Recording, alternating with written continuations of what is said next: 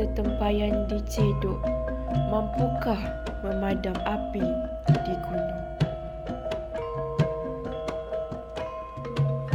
Bangun melor, bangun melati, kembang bunga petang dan pagi. Biar lebur, biar mati, namun tak mahu dijajah lagi.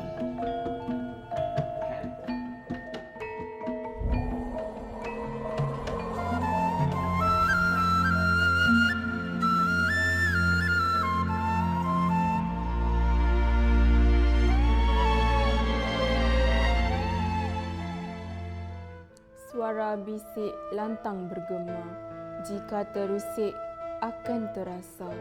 Keluarga Malaysia teguh bersama. Inilah kisah Puteri Kesatria Bangsa.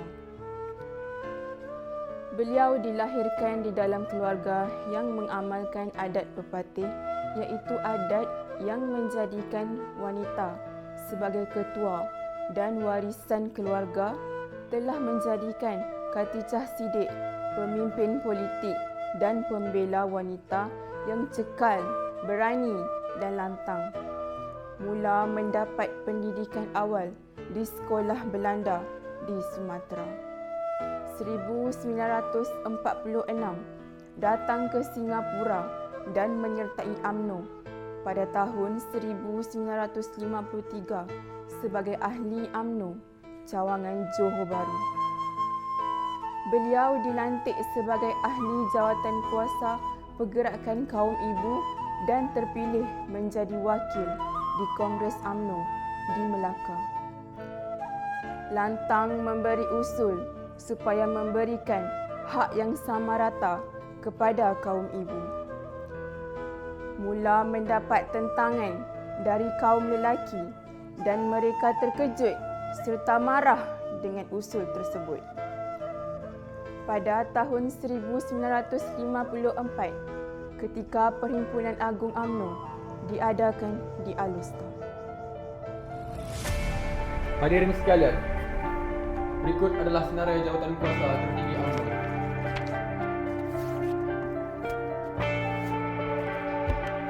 Kenapa tidak ada seorang pun kaum ibu yang terpilih dalam majlis tertinggi UMNO? Adakah kaum bapa dan pemuda menilai kaum ibu rendah dan tugasnya hanya membantu semata?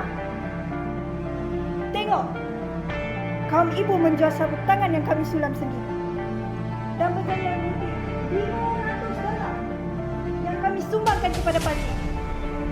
Kaum lelaki tidak perlu membuat apa-apa seperti itu. Kalau beginilah cara dan sikap kaum bapa dan pemuda, maka tidak ada gunanya kami kaum ibu menghadiri perhimpunan ini. Sudah memadai kaum lelaki yang mencari lebih ramai wanita untuk menyertai UMNO. Tak perlu jika tidak diberi jawatan dalam majlis tertinggi semata-mata untuk mendapat sokongan kaum ibu. Bayangkan kerajaan penjajah pergi. Mungkin kita di sini akan kelaparan. Apa orang Melayu akan buat? Orang Melayu nak buat jarum pun tidak pandai. Nak beli jarum mesti dari luar. Jikalau British pergi, jarum pun kita tiada. Khatijah Siddiq berpendapat bahawa kaum bapa masih tidak boleh menerima kaum wanita berjuang bersama mereka. Namun begitu, Khatijah Siddiq tetap dengan cadangan itu dan tidak akan berganjak resolusi itu, yang mana dibentangkan oleh Aisyah Ghani dari Kuala Lumpur. Akhirnya, resolusi itu ditolak dan ditambah ayat di atas persetujuan Majlis Tertinggi UMNO. Di sini jelas bahawa kekuasaan lelaki masih lagi berkuasa di dalam Majlis Tertinggi UMNO. Mengapa nak jadi ketua pula? Kan Cik Khatijah sudah diberi jawatan setiausaha dan pemangku ketua. Ini tak menjadi masalah.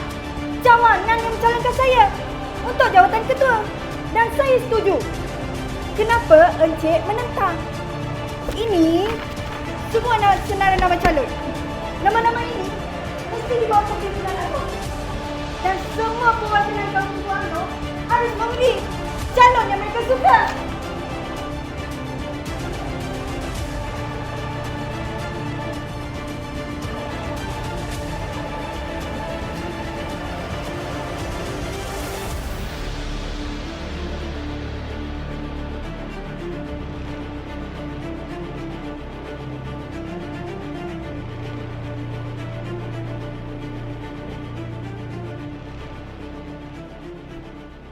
Suara memartabatkan kaum wanita yang diperjuangkan oleh Khatijah Siddiq semakin menghilang apabila secara rasminya pada tahun 1956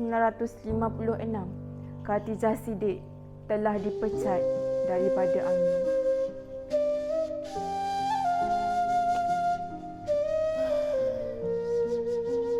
Tidak boleh dibayangkan sedalam mana tusukan saat nama tidak dikenang sebagai pelakar kemerdekaan. Berpuluh tahun mengecap nikmat merdeka, kita digula-gulakan. Malaya dibebaskan dengan bijaksana dan bukan titik-titik darah. Seolah-olah takungan darah wira pejuang tidak bermakna. Dan puluhan tahun itu, siapakah pejuang yang berdiri di sebalik tabir kebijaksanaan? Siapa? Kita saksikan Abdul Rahman. Dalam dokumen sejarah, kita singkap Abdul Razak. Di skrin pergolakan parti, kita tonton On Jaafar. Dan dalam lembar sejarah kiri, kita lihat Ahmad Bostaman dan Burhanuddin Al-Hilmi. Di celah-celah lelaki ini, terlihatkah Khatijah Siddiq? Dirinya yang sering dibuang tanpa bercakap tentang sesal. Menulis sebuah memoir, namun dalam setiap roh yang terbuang, pasti ada kekecewaan yang tidak dapat ditahankan. Mengangkat pimpinan wanita di Malaya, sekaligus memanggil kaum ibu di desa.